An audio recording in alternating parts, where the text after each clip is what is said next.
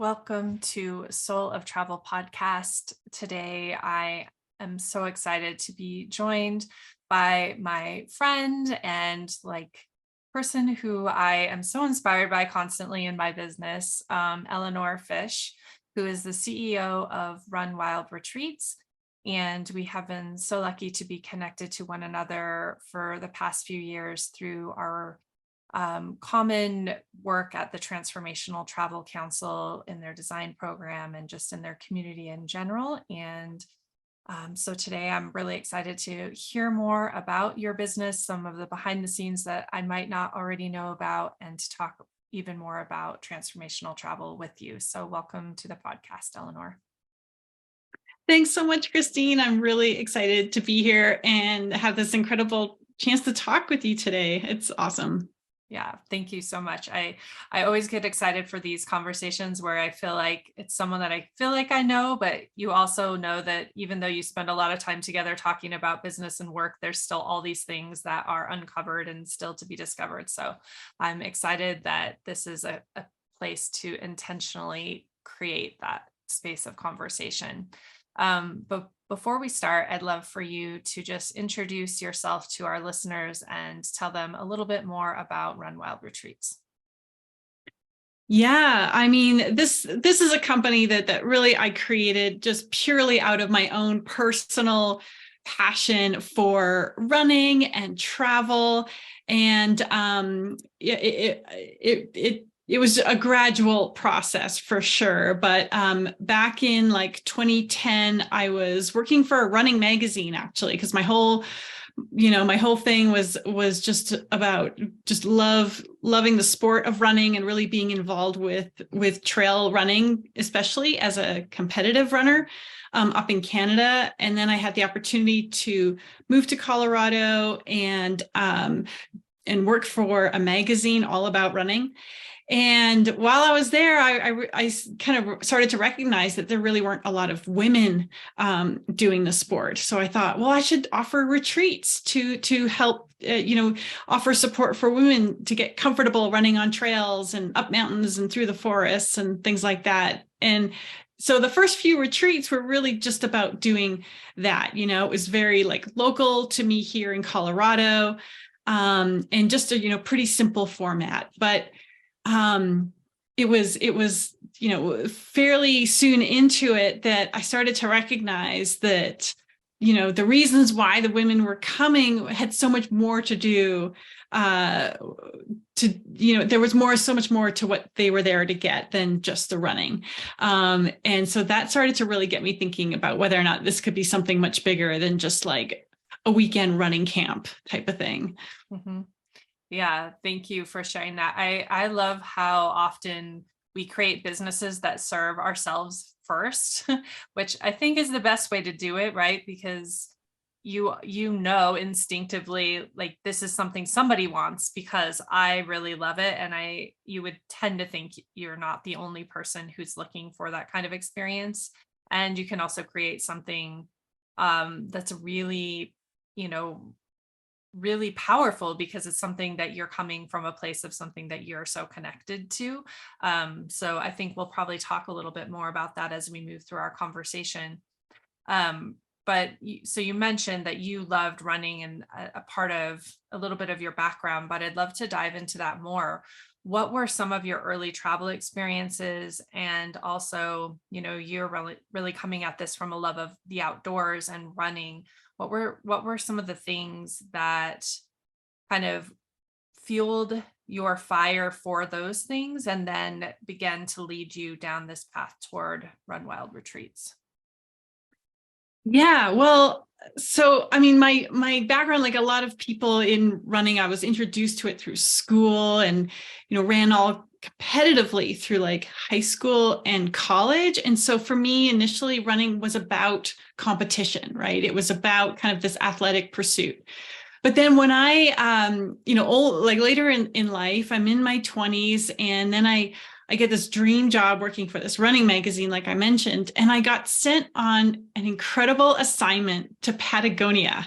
And my I couldn't believe that this was my job at the time. My job was to go on this running tour around Torres del Paine National Park in Patagonia with this husband and wife photographer team who are they're the best kind of outdoor adventure and running in particular photographers in the world. And they've created this life of traveling around the world and doing their photography and creating these beautiful stories for magazines. And granted, this was 15 years ago. So there was a lot more kind of editorial work to be had at that time.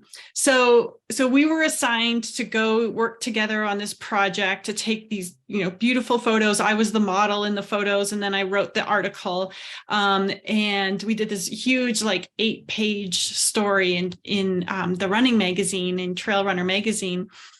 And that just opened my mind to running as something that was not about competition. It was not about the clock. It was not at all about, achievement, but it was about connecting to nature and exploring a place that in a way that I had never ever conceived before. And it just was that was the moment that completely shifted my perspective. And just to view running as a mode of travel and how that can take you to amazing places and have amazing experiences, and then connect with people through the shared love of running.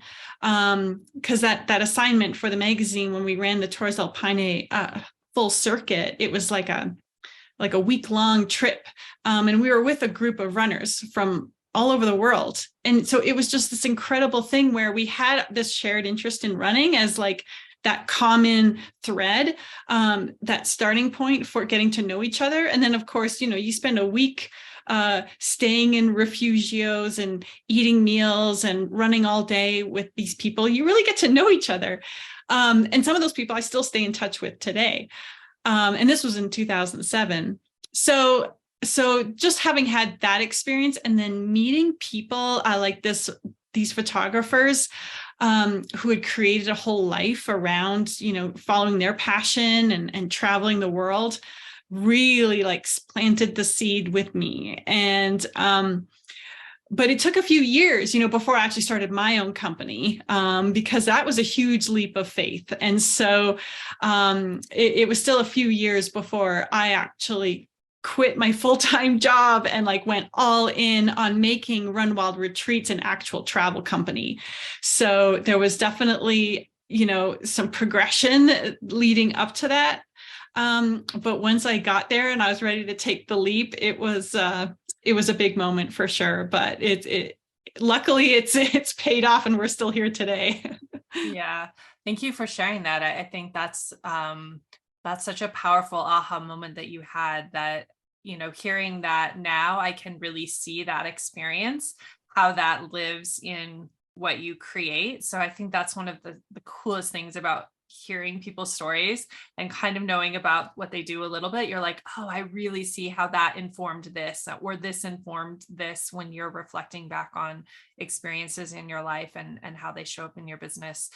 So you mentioned you started your business in 2010 or around 2010, and that you really wanted to get women involved in trail running and in traveling, in this unique way that you found to be powerful to you.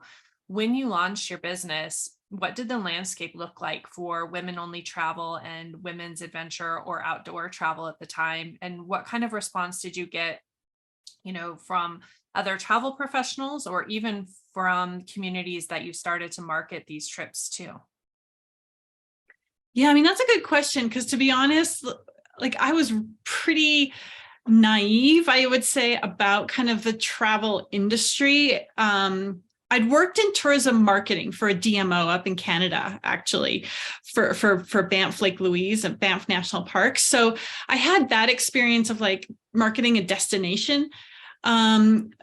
under my belt, but I'd never run a travel company, and I was not very familiar with really what that landscape looked like.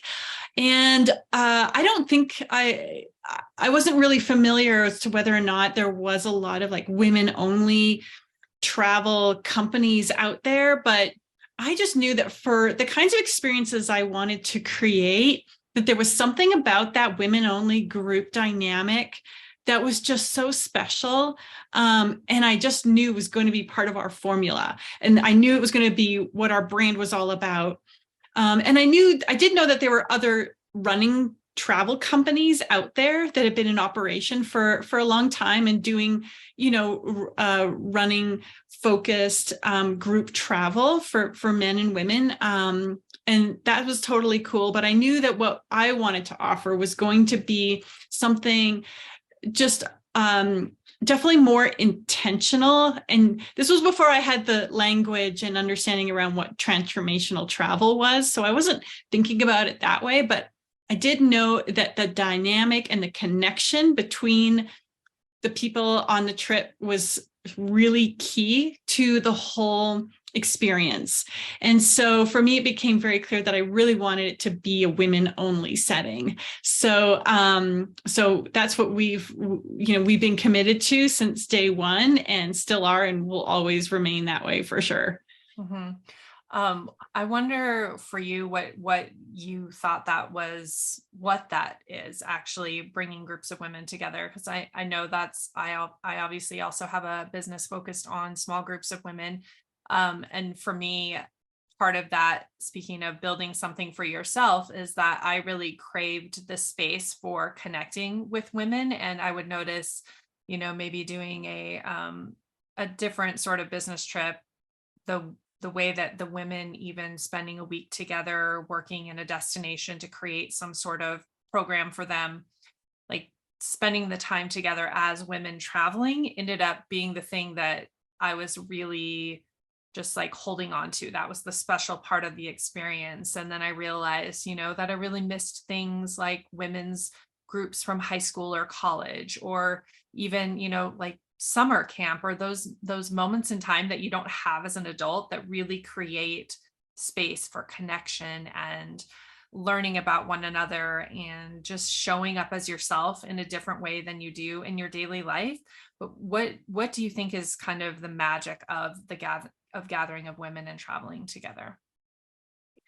Yeah. I mean, I've had similar experiences for you. Just like as an adult, we get so like busy in our lives and our families and our careers, and there's just a lot of all that, and it can be harder, especially I find, especially as I get older, to have time or to have the bandwidth to really commit to nurturing relationships with other women. And I just think that that's a really important part of just kind of having a healthy, balanced life. And I think part of what inspired me early on was just remembering back to my college days. I ran varsity track and cross country, and our team was really tight. Like we were really close. And so that whole experience of being part of a women's running team was really influential on me. And so I think I missed that. And so I think that was part of what inspired it initially.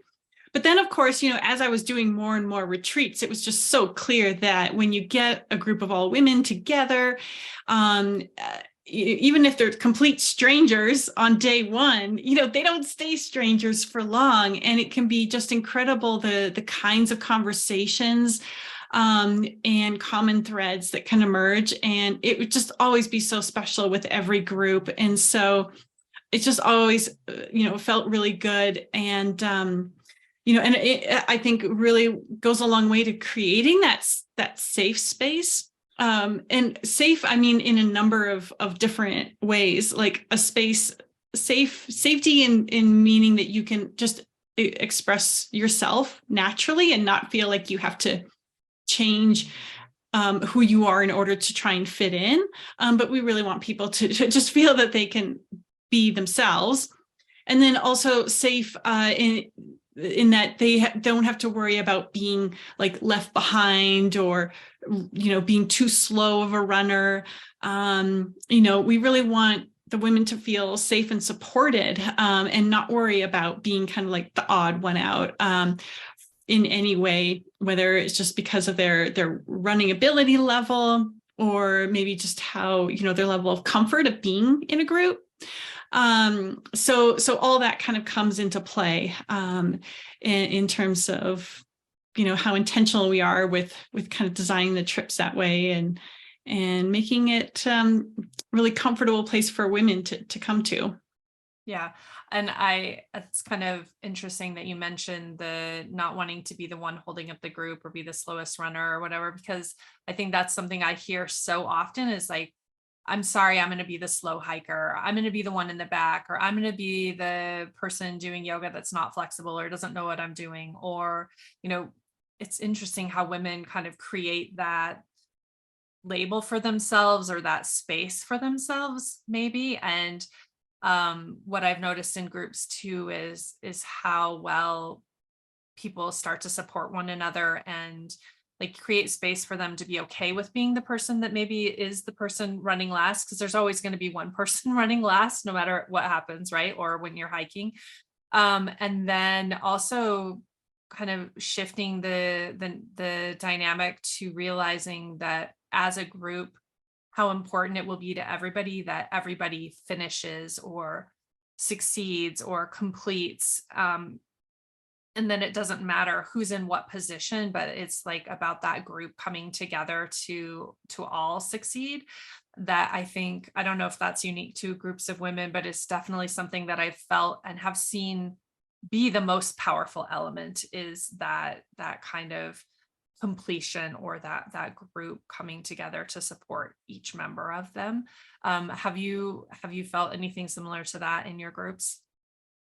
Oh my gosh, absolutely. And, having done this for so long and spent time, traveling in various countries with groups of women, we've seen so many dynamics play out. And those experiences are directly led to kind of the approach that we have now to leading the retreats and all these mindfulness principles that we bring to the programs, and one of the biggest things is just all the different ways in which women will maybe whether it's conscious or subconscious, try to look for the ways in which they might not belong, and that's where that kind of, saying, oh, I'm going to be the slowest one and I don't want to hold up the group, that's where those comments come from, is just kind of worrying that they're going to be the one who might not fit in. And so they're trying to like mentally prepare themselves or prepare the leader for that. And that's just a natural kind of human response. It's just this natural thing to want to identify how we might not fit in and kind of maybe be a little bit worried about those differences. And that's the whole reason why we're very intentional in creating a environment in which we focus on the things that we share in common. So for example, in order to really make it a non-competitive environment. So because our clients, they are used to coming from the world of running where, they go do like a 10K race on the weekends, or maybe they spend months and months training for like a big race, like a marathon or something. So for them, maybe most of their experiences around running have been in the context of training and participating in competitive events. So one of the biggest things that we encourage them to do is to run with us without a watch, like leave your watch at your hotel room, or just don't even bring it. Like, you don't need that GPS on, turn off your phone notifications and all that stuff, so that you can just be here with us as a group, enjoying this beautiful trail, this beautiful day, in this beautiful environment, and like just disconnect from the usual things that might be giving you kind of that feedback about your pace and kind of the numbers that sometimes carry a lot of meaning for certain runners. And we just want to take that out of the equation. You know what? That's not important here for this experience. We're here to experience something completely different, to be really mindful, and focusing on the people that we're enjoying it with. So it's really amazing that one of the comments that we hear most often from people when they do take that advice and do take the watch off and turn off the phone and that kind of thing is that they feel so much like freedom. Like it's just something that just taking that one little step can be so transformational in itself. And so it was more impactful than I ever could have thought. But that's just one of those ways in which, we want to kind of, like put everyone on a more level playing field, so to speak, and say, it doesn't matter who's running at the front of the group or the back of the group, and every day is different, and it doesn't really matter how long it takes to do this run. We're just here to enjoy it. Yeah, I hadn't really thought about before how ingrained that would be in that culture of that community. Is just like you said, starting from your first running experiences likely were in track or cross country or something. And so you're always being conditioned to think about how you're performing and how you stand up, and to be able to remove that. And as you were talking about it, I could just feel freedom, actually, like coming back to what it would be like to be a kid when you go tearing across the yard or down the street or something. Like, you are not thinking about any of those things, but I think most of us are probably so far removed from that place of running, or the thing that maybe got you into loving running in the first place probably was from that freedom, and that just like, being in your body and the movement of it and what you really loved. And so this allows the space to step back into that. So we have already talked about the fact that we met through the Transformational Travel Council, and that we both are really passionate about the power that travel can hold for, the people that join us on experiences. I'm wondering if there was a particular experience that made you realize that there was something deeper to gain in a personal travel experience that made you want to really kind of tap into that and be able to craft deeper experiences for your own travelers. Yeah, I mean, like a lot of, phases of the business has gone through, it's a lot of it is inspired by my own personal journey, and why not? So for me, I was doing operating Run Wild retreats for a few years, and doing all the things. I was still like running ultra marathons, crazy things like that. So running was my life. And then all of a sudden I started to develop just kind of this constant pain in my feet. And I'm like, oh, this doesn't feel right. I mean, I've been a runner my entire life, so when I have a new pain, it's like, I'm very tuned in, and I gotta, you want to diagnose it, treat it, and like get back to doing what I love to do. And so I was going to the doctors and getting x-rays and trying to determine, was it like a stress fracture or what, and ruled out all kinds of typical running type injuries.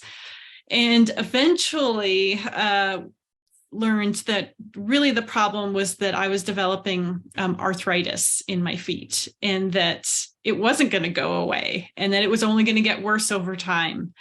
And needless to say, like when I got this diagnosis, it was like devastating. It was absolutely devastating, because I had created a whole lifestyle, identity, and my business around running. And here my whole identity as a runner was under threat. I was in the situation where running was so painful. Like I remember before really getting the diagnosis and getting on a pain management program, I was in Iceland with a group of women, and we were up in the highlands of Iceland, and it's beautiful, like we're running in this big river valley where it's all like this rocky, riverbed, super wide, with with volcanoes on either side of the valley, with glaciers on top of the volcanoes. And I mean, it's just spectacular. And the women are like, oh my God, this is so beautiful. And there I was, like, running on these rocks, and every step was just like shooting pain up my foot. And I almost had like tears in my eyes. And I'm just like, yup. Just trying so hard not to show how much pain I was in. But that was kind of where it got to before I really, was able to, get a good diagnosis and start on a pain management program.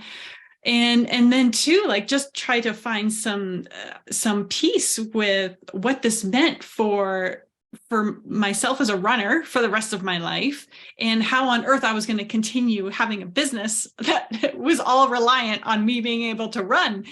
And so needless to say, it was a really tough time, but what it brought me to was, what is now like the cornerstone of all of our retreats, which is really a mindfulness, making running a mindfulness practice. So first I had to do the work on myself. And I mean, there was years, especially there in the beginning, there was like a 3-year process where I just was really taking a more mindful approach to my own running and my self-care, and my health, and mindfulness became a daily practice. And eventually I was able to get back into running, but with a much more mindful approach. So that meant all kinds of different things, but it really inspired me to bring some of those mindfulness concepts and principles and bring them to the retreat setting.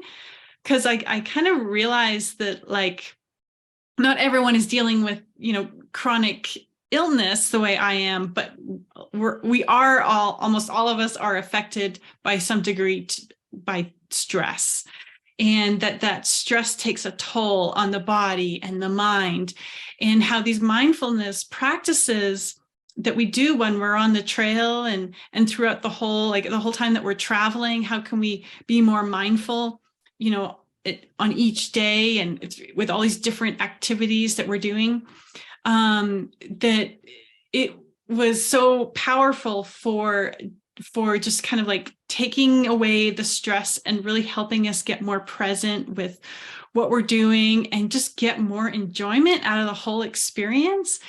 And so now that is like baked in. I call it like baked into our whole approach to retreat design, retreat leadership, our marketing messages, our brand, like what we stand for, our values. So honestly, that is the part I get most excited about, is just kind of thinking about how we can make these experiences even more mindful, and how our team can really embody those principles even more powerfully. So we're just constantly kind of iterating on that. But yeah, that's kind of where it all came from.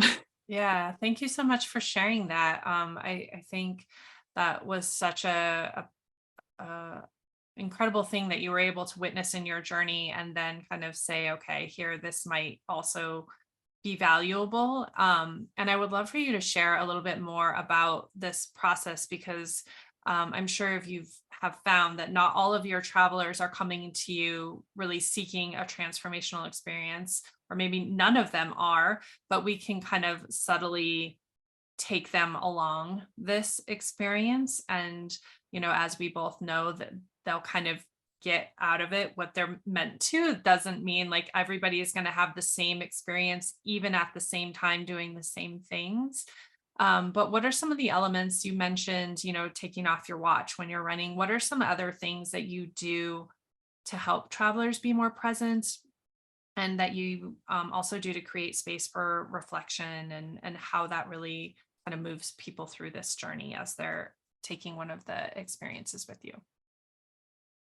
Yeah, well, it's been such an interesting, evolution and process of like trial and error, because earlier on in this process, I had some experiences that taught me how, people aren't necessarily booking travel with the intention of like having a transformational experience, being transformed by it. I think that's a hard thing to sell. Like, it's not something that that can necessarily come across as being really attractive to a traveler, because, to be honest, like, that transformational process could be kind of painful or difficult sometimes, right? And so we really wanted to be careful. And I've experimented over the years with different degrees of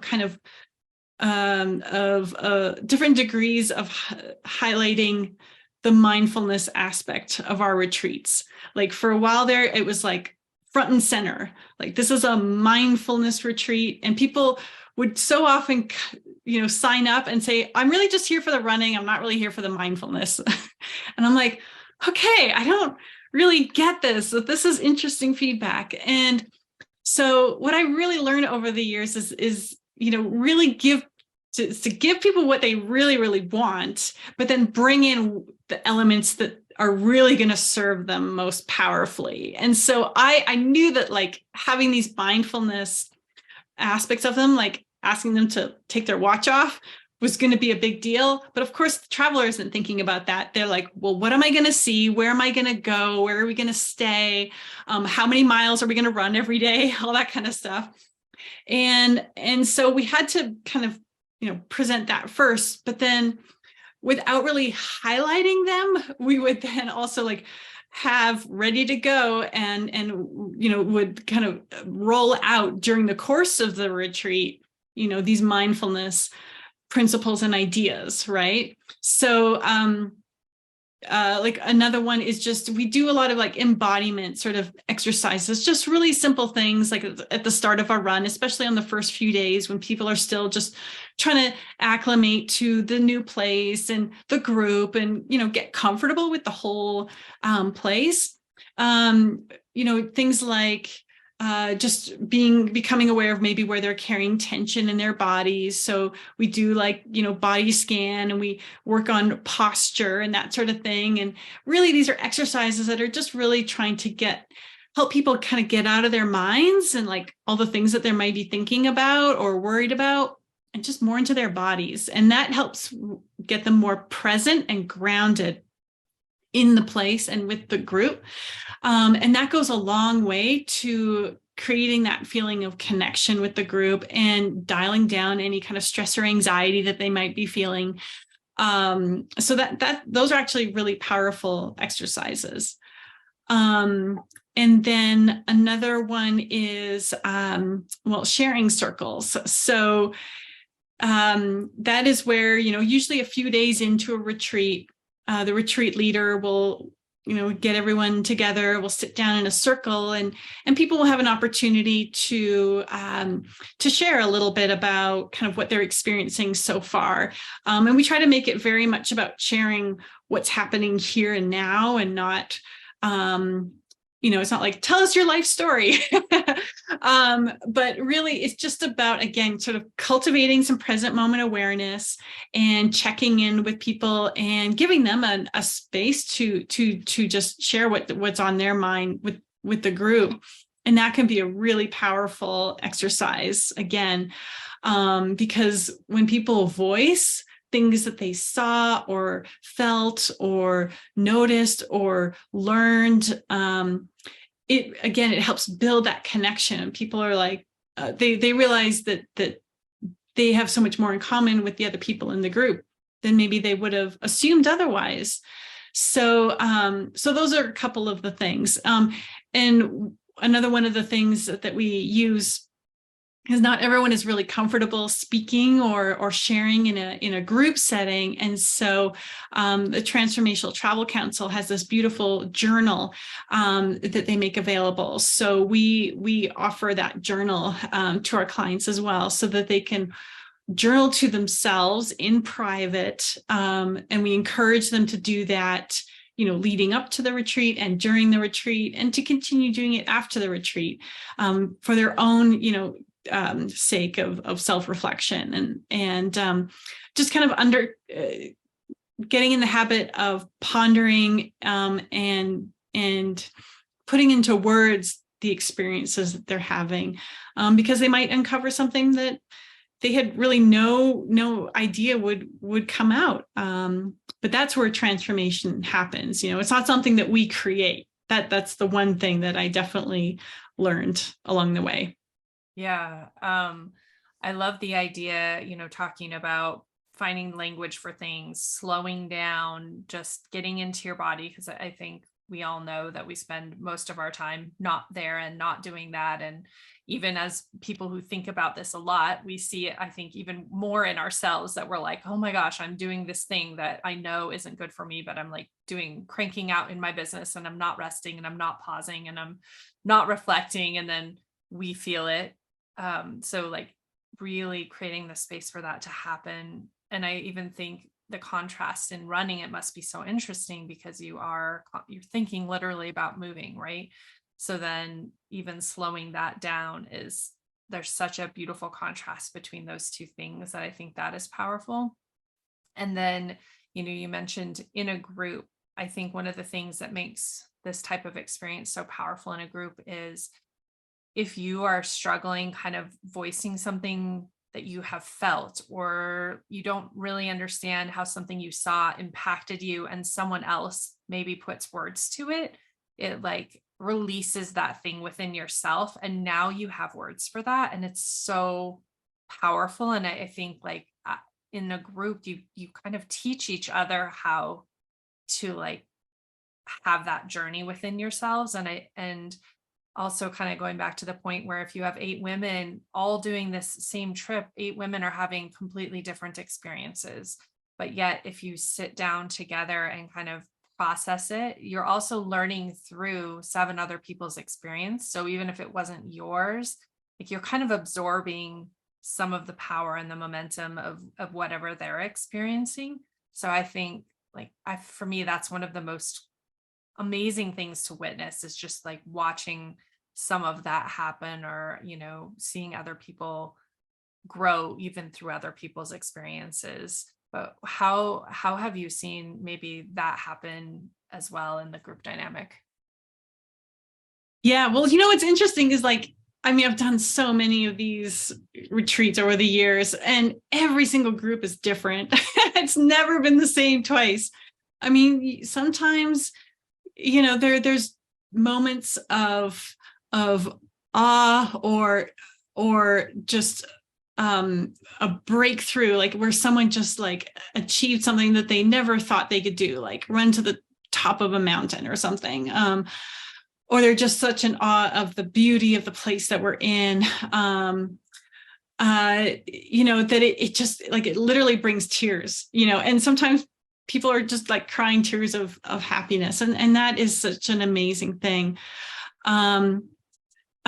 Because, we're emotional beings. And I think we're taught to just like keep all that stuff inside in our day-to-day lives. And, it just feels so good to be able to express ourselves in a genuine way, whether that is like a whoop and a holler of excitement and energy, or just just a release of tears and emotion, whatever it is.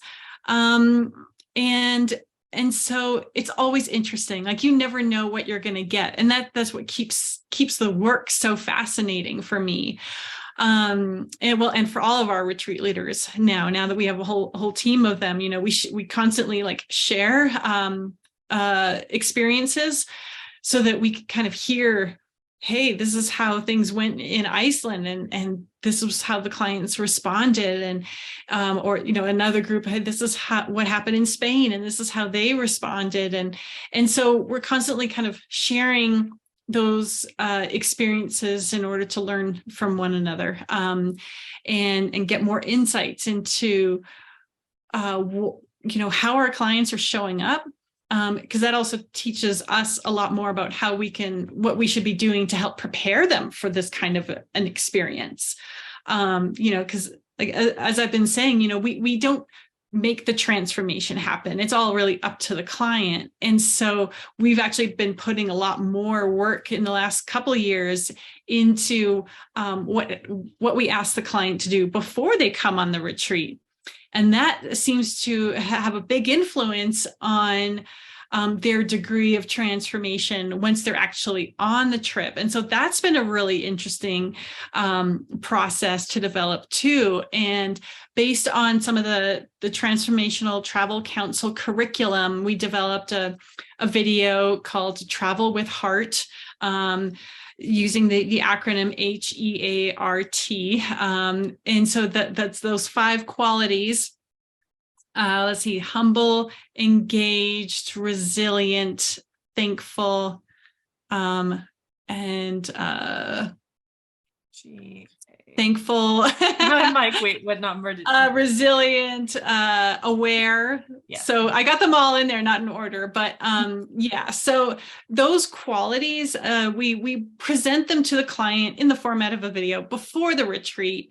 Again, just to really help plant those seeds and say, hey, if you choose to embody some or all of these qualities, you are in for an even deeper and potentially profound travel experience. But what you get from this retreat is, really depends on you and how you show up.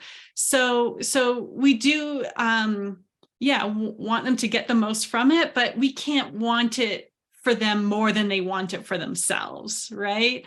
Mm-hmm. And as people who do the work of wanting to create transformational travel experiences, we know what that potential looks like, but the traveler probably doesn't. A lot of them don't. And this whole concept of transformational travel is, I think, still very new and maybe kind of confusing because there's a lot of buzzwords out there. So we definitely don't assume that our clients are looking for that or have any idea of really what we mean when we say transformational travel. So we don't really focus on using that term or that terminology specifically, but we do, after someone signs up for a retreat, we do start to, offer little bits of information, leading up to the retreat, just in little bite-sized pieces about things they can start to think about and steps they can take to, before they come on the retreat, to kind of help prepare them so that once they get there, they might be more open to the idea of really engaging with the group, of really using the mindfulness practices, of all the other things, of like really practicing gratitude as a mindfulness practice and really what that looks like. So there's lots of little things along the way that are kind of intended to help with that process. Though, of course, what the traveler really chooses to engage with is totally up to them.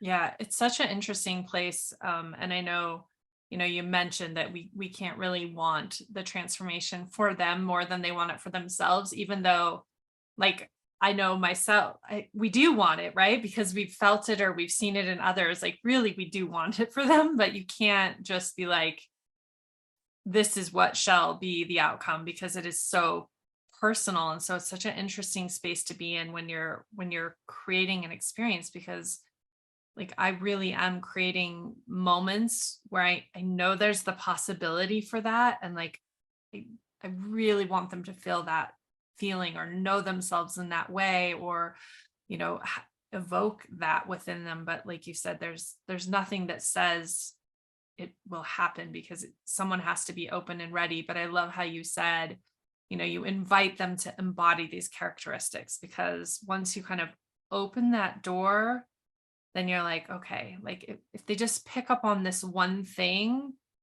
I can almost be sure that at the end of the day, something will have like grown or evolved, like something will have shifted a little bit.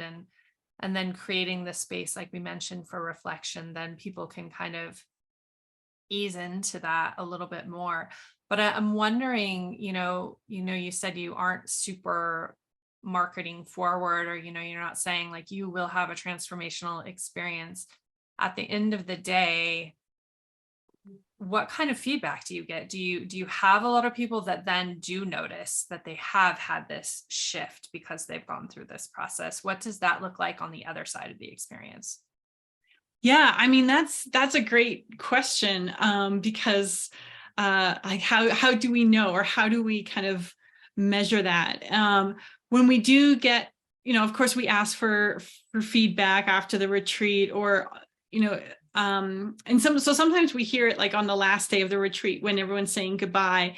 The clients will share with the retreat leader, or sometimes we get it afterwards, like in a written message or one of the reviews that they post. And I mean, I would say it's not, you never know. It's not guaranteed, and it's not most women, having like a deep transformational experience, but it's a pretty special thing when it does happen. And then they do tell us about it. So we love hearing that. So sometimes the women will put it in writing and share that publicly, that they were deeply touched by this experience. That it was so much more than just a vacation, that it was so much more than just, a trip with some friends or whatever. But, it's funny, sometimes too, we'll have women who, are very quiet and don't really engage much during the retreat. And you really have no idea like what's really going on with them internally, but like, that's totally fine. We just let everyone kind of have their own experience and, do what they're comfortable with and share as much as they're comfortable with. But it's fascinating when sometimes then we'll get an email from that woman long after the retreat, saying that they were like deeply, just deeply touched and just had an amazing time, and would just be like pouring out all these different, compliments and exclamations about their trip. But we didn't see any of that during the retreat. but then they could say after they got home that it was really fantastic. So that's just like two ends of the spectrum, and then everything in between. But I would say, especially since COVID, when the world was shut down and the travel bans were in place and we were all at home, and people, started craving just like, I just want to take a trip. I go anywhere, just like get me out of here. And so ever since travel kind of resumed after COVID, I know the travel industry in general has had such an overwhelming demand, but we've had so many women coming back who'd been on trips with us before and are all coming back. And, they tell us like, I needed this. Like, they knew what they were coming for, and they were so much more ready for it. They were like, I have been alone at home, and I've been just like looking forward to this. And that's been amazing, because I think that whole period of being home and when the pandemic was just, fueling just our feelings of like fear and loneliness and all kinds of things. I think it made us all just appreciate the value of just like being with people and being out in the world and connecting. And that I think we don't take that for granted anymore. And so, to be honest, I feel like the overall kinds of feedback from women that had so much more to do with that feeling of transformation and growth and meaning from the retreat is just so much more than it was before the pandemic. Whereas people were like, the running was great, the scenery was beautiful, the meals were awesome. It was like, yeah, but there was more to it than that. Did you, have a mindful experience? And so, while that was happening before the pandemic, it's so much more so since that. So I see that as a gift, and we're just really excited to build on that and offer just more experiences than ever, and hopefully, reach more women than ever, because the message we keep getting is like that women need this, they want this, and they're ready for it. So we want to be there to deliver. Yeah, I love that. And I love that, sharing that after people have experienced this once, so maybe they did go because they wanted to travel with girlfriends, they wanted to run, see a beautiful place, all those kind of things you said. When they returned, they were like, okay, well, that was all great, but now what I am really coming back to you for is that extra layer that I got. And I really want to kind of hone in on that the second time. So I think it's so great that if you, invite them in with what they know and then give them this other piece, then they get comfortable with that too, right? And then they come back for that experience, because that is what's really powerful. Like you said, there's lots of people that offer running trips and, other things like that. But this thing that I think people really need, once they understand it and feel it, that's really important. And the other thing, that you mentioned with the example of the woman who maybe was quiet and didn't really seem like maybe they weren't having that experience, for people listening, like sometimes takes a long time to understand the impact that something has had on you. And, if you're thinking about transformational travel, a lot of people might have this notion that it's this huge pow that happens and you walk away just completely different. But I think for most people, it's like 3 months later or 6 months later, or 2 years later, when you're doing something and you like reflect on, why is this all of a sudden so important to me? Or, where is this thing coming from? And then you go back and you're like, oh my gosh, it was this moment in this experience that I didn't really realize was activated. But then it took this amount of time to like surface and bloom and become what it is. And I think, that's also really special to get some time in and be able to come back and see. But for people kind of trying to understand, or maybe to allow them not to feel disappointed that they didn't have this huge moment, like sometimes it is just little and imperceptible, but it becomes something important later. And I think that's another really magical thing to be able to witness in working this way. Absolutely. It's so rewarding. And yeah, that's why we do it. And that's why we keep going, even, at those moments when running a travel business is tough, because we know that it can be so impactful on people's lives. So it keeps us inspired. Yeah. Well, Elinor, thank you so much. I am thinking of like 20 other questions that I wish that I could ask you right now. So perhaps there'll be a part two to our conversation.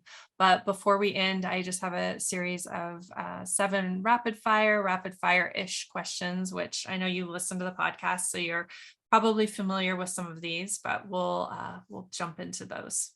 The first is, what are you reading right now? Oh, right now I am reading what is it called? Radical Self-Compassion by Kristen Neff. Oh my gosh. Must read. Yes. I feel like that one was just recommended by someone else, perhaps. So I need to look at that one. What is always in your suitcase or backpack when you travel? Honestly, like a massage ball for rolling muscles. Yeah, that's critical.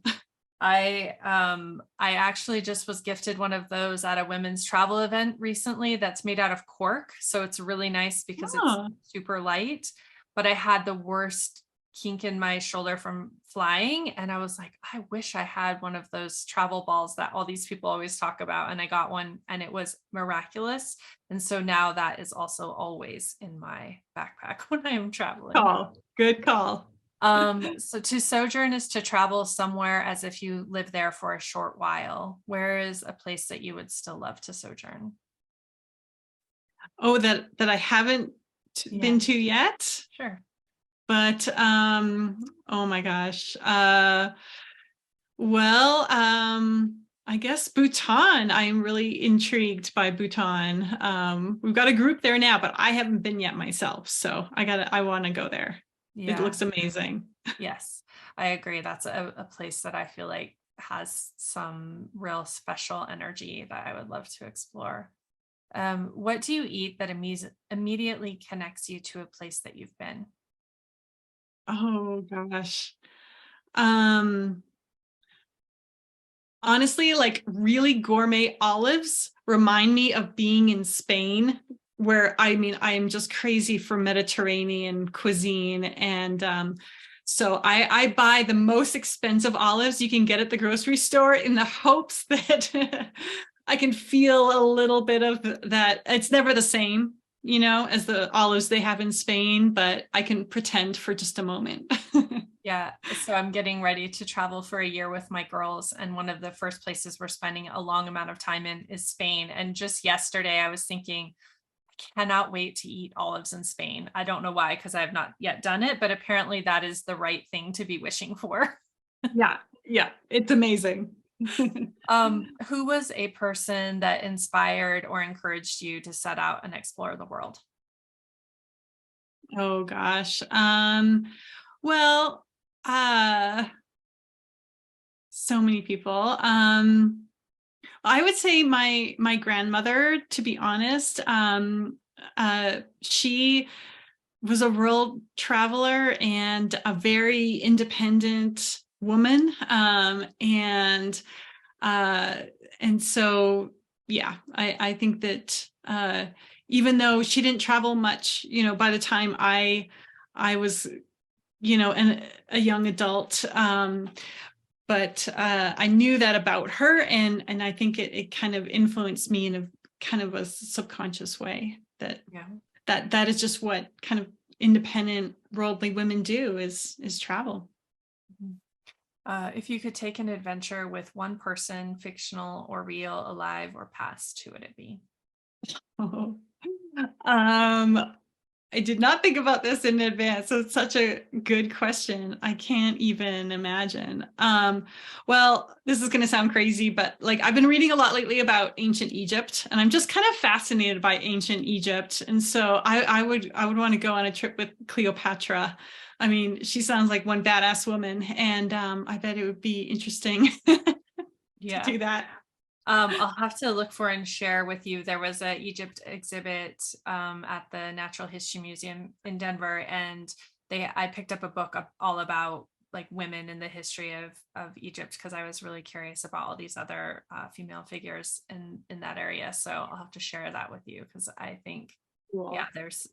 it would be very interesting to experience through the context of what their experience was living in that time. The last one is solo travel is a space for recognizing women in the industry. Is there one woman who you admire and would love to recognize in this space? Um, uh, wow. Well, I've just been so fortunate to have met so many amazing women, especially in the last couple of years, going to some of the wonderful events that you and I both been to. Well, I guess I would really think about our lead retreat leader is a woman, Charlotte Renaud. She's just an incredible woman because she's Danish. She lives in Colorado. She's currently in Bhutan leading one of our retreats. She's traveled to so many countries. And she is just an amazing person to be on our team because this work just comes so naturally to her. It's so naturally aligned with who she is. And she is able to really, usher people through this journey, not just the outer journey, but the inner journey in a way unlike anyone else I've ever seen. And she truly has a gift for it. And so I just feel so fortunate to have her on her team, and she's just incredible. And anyone who gets to travel with her is so lucky. So yeah, she's definitely someone. She inspires me an incredible amount.